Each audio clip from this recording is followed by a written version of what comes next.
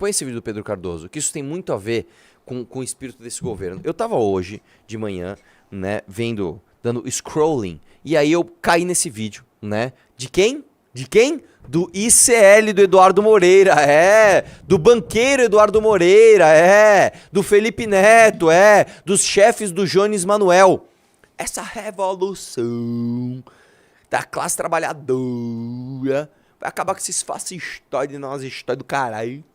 Estes caras entrevistaram o lixo do Pedro Cardoso e o senhor Pedro Cardoso, né, Agostinho Carrara, que ganhou muito dinheiro através do capitalismo da Globo, né, que é playboy, já falou várias vezes que nasceu numa família que tinha 5 empregados, já falou várias vezes que é um privilegiado, já falou muita besteira por aí, resolveu explicar por que ele é de esquerda. Pedro Cardoso, explica pra mim, você que é um homem bom, você que é um homem maravilhoso, né?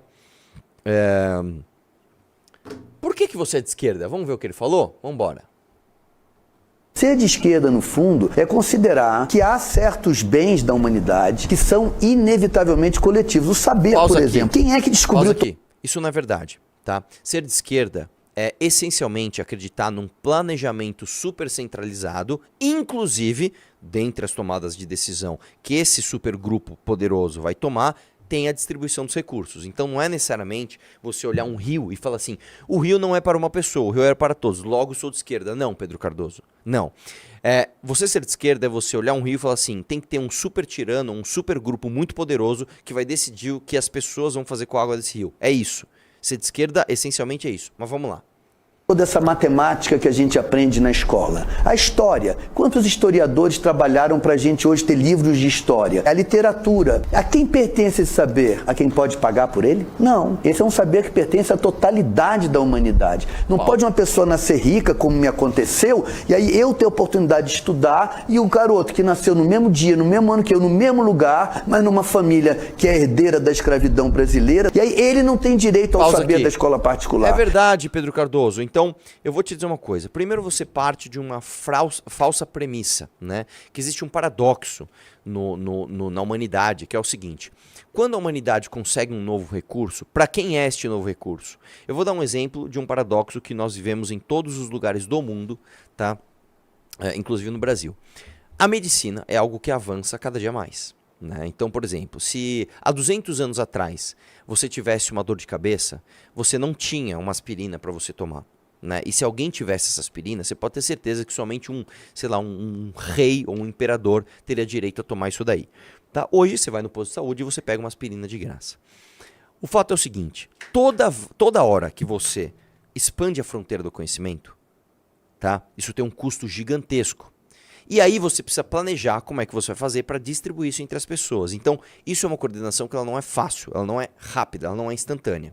O que eu estou dizendo é, você não pode simplesmente vir com um discurso bonitinho e falar assim, não, todo o conhecimento da humanidade é para toda a humanidade. Não, não é, cara.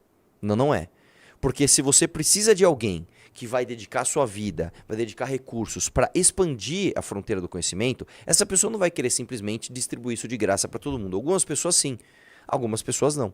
Né? A humanidade já se provou que quando você dá razões capitalistas para essa pessoa expandir ali, dedicar sua vida para expandir a fronteira do conhecimento, você tem mais eficiência nisso. Então esse é o primeiro ponto. Segundo ponto que é o seguinte, cara. Vamos lá, eu entendo que educação é para todo mundo. Como você faz para justificar que hoje, por exemplo, um aluno da escola pública, ele custa mais para os bens públicos, para os cofres públicos, do que um aluno da educação privada que custa menos, se você der um voucher para ele, por exemplo. Né? Então, a lógica do que você propõe, ela é menos eficiente. Ela entrega menos educação para menos pessoas. Então, só não faz sentido o que você está falando. Você está fazendo, mais uma vez, você está fazendo exercício retórico, você está trazendo uma frase que é bonitinha, mas que no fundo não faz o menor sentido. Né? Eu não sei, inclusive, se eu posso refutar o Pedro Cardoso, porque como ele é um homem negro, né, segundo ele próprio, né, não sei se ele pode chamar isso de racismo. Né? Mas enfim, vamos lá, dê like. Quem tem direito a ficar vivo? Quem pode pagar pelo hospital? Agora, eu quero voar de asa delta. Problema teu, trabalha e compra uma asa delta. Nem todo mundo tem o direito a voar de asa delta. Agora, todo mundo tem direito a uma escola, todo mundo tem direito a uma rua para andar, né? A um hospital para ir, a um teto para morar. Como é que pode alguém nascer e não ter uma casa? Pausa então, aqui. ser de esquerda, na minha... Então vamos lá, meu querido. Como é que pode alguém nascer e não ter uma casa? Vamos fazer o seguinte, vamos pegar, por exemplo, né, os países em que o seu sistema de esquerda foi mais aplicado, porque talvez, então, é a bondade das pessoas que vai fazer com que isso aconteça. Como é que está a questão, né, de educação, saúde pública, moradia em Cuba? Tá tudo maravilhoso? É um velho clichê. Então por que as pessoas estão saindo de lá? Por que o cara se arrisca a morrer no oceano para sair de lá? Eu não tô entendendo, cara. Eu não tô entendendo. Quando a União Soviética ainda existia, as pessoas tinham direito a morar, estudar e serem tratadas... Não, cara. As pessoas não tinham nenhum direito de comer. Eles coletivizaram a fazenda, o plantio e matavam essas pessoas de fome. Então só não faz sentido. Volta um pouquinho que ele vai falar uma frase importante agora. Só um pouquinho, só um pouquinho. Mais um pouquinho, um pouquinho, um pouquinho, um pouquinho, um pouquinho. Vai lá, dá play.